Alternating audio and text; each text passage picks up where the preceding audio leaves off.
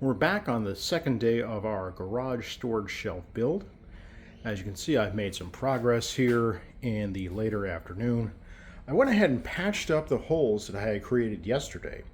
I had made those holes using my Makita oscillating multi-tool in order to find out where the position was for each wall stud in the garage wall. So I patched those up with just a little bit of joint compound, all-purpose joint compound, and some mesh tape. I also went ahead and installed the first set of the lag screws. These are 1/4 inch diameter by 3.5 inch long lag screws. I picked those up from the Home Depot. I've got these right over here. These big beefy boys right here. Check that out. That's 3.5 inches long, a 1/4 inch diameter, and the hex head accepts a 7/16 inch socket. And I've got those paired up with there's some all-purpose washers right here that fit the 1/4 inch diameter. Now, part of the planning for this project, I needed to make sure to understand what size pilot hole I need to drill into the 2x4 and then into the wall stud behind that. The manufacturer recommends using, I believe it's a 3/32. So I scaled that up just a little bit just to make sure that the wood wouldn't split. So I'm using a 1/8 inch diameter by 6 inch long drill bit. I got that from DeWalt. You can find that at your local big box store.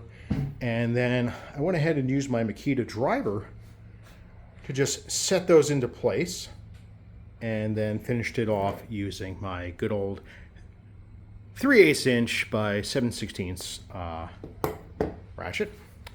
Now, I used my Kreg drill guide using the 1/8 inch drill hole right there to pre-drill the holes. I learned that lesson yesterday. Pre-drilling those holes helps prevent the wood from splitting and cracking and just making a mess. So good planning is absolutely essential for a project of this magnitude.